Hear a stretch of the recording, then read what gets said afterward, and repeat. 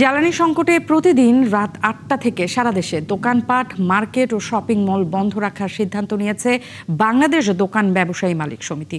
আজ এক সংবাদ বিজ্ঞপ্তিতে জানানো হয়, বিদ্যুৎ ও জ্বালানি সাশ্রয়ে সরকারকে সহযোগিতার লক্ষ্যে নেওয়া হয় এই সিদ্ধান্ত।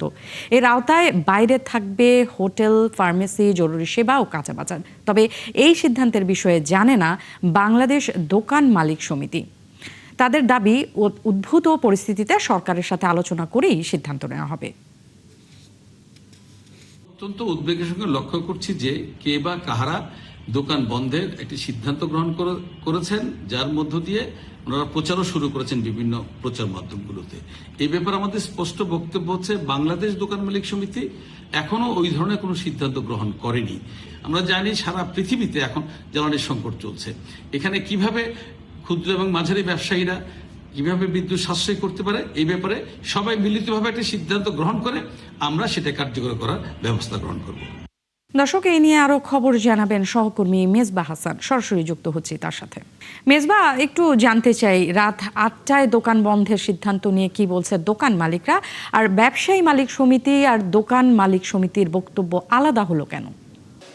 যে নেন্সি, আমরা দোকান মালিক সমিতি বাংলাদেশের টোটাল যে দোকানগুলো আছে তাদেরকে নিয়ে হলে বাংলাদেশের দোকান মালিক সমিতি সেটার সভাপতি হেলাল, আমরা তাদের সাথে মহাসচিবের সাথে কথা বলছিলাম। তারা যেটা বলছিলেন যে তাদের পক্ষ থেকে এখনো পর্যন্ত এমন কোনো বিজ্ঞপ্তি দেওয়া হয়নি, এবং যে দোকান মালিক ব্যবসায়ী সমিতির পক্ষ থেকে একটি বিবৃতি দেওয়া হয়েছে। তাদের ভাষায় এটিকে তারা ভুইফোড় একটি সংগঠন বলছে। আমরা যদিও যার পক্ষ থেকে বিবৃতি দেওয়া হয়েছে, গণমাধ্যমে পাঠানো হয়েছে, সেই সমিতির সাথে আমরা এখনো পর্যন্ত কোনো যোগাযোগ করতে পারিনি।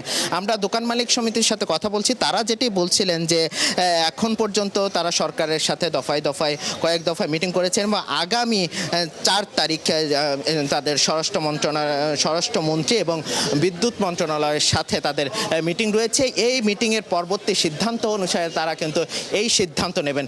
এর কিছুটা জের আমরা শপিং মলগুলোতে লক্ষ্য করেছি। আমরা যারা দোকানি আছেন তাদের সাথে কথা বলেছি। তারা যেটি বলছিলেন যে দোকান একটু দীর্ঘ সময় খোলা রাখতে পারলে তাদের বেচাকেনাগুলো ভালো হয়, কিন্তু এই পারিপার্শ্বিক সিদ্ধান্ত যদি বিদ্যুৎ এবং জ্বালানির যে সংকট, এই সংকটের কারণে যদি এমন সিদ্ধান্ত দোকান মালিক সমিতি নিয়ে থাকে, অনেক ক্ষেত্রে তারা বাধ্য হবেন বলে তাদেরকে জানিয়েছে। সবকিছু মিলে যে দোকান মালিক সমিতি বাংলাদেশের যে দোকানগুলো আছেন সবকিছু তাদের যে প্যাট্রোনাইজ করে হলো দোকান মালিক সমিতি, যেটা যে মূল সংগঠন, সেই সংগঠনের পক্ষ থেকে কিন্তু এখন পর্যন্ত কোনো বিবৃতি দেওয়া হয়নি। এবং তাদের যে দাবি, তারা বলছে যে আগামী 4 তারিখে সরকারের সাথে তাদের বসাবসের কথা রয়েছে, এবং স্বরাষ্ট্র মন্ত্রণালয় এবং বিদ্যুৎ মন্ত্রণালয়ের সাথে বসে সিদ্ধান্ত নিয়ে কিন্তু পরবর্তীতে এই সিদ্ধান্ত জানাবেন।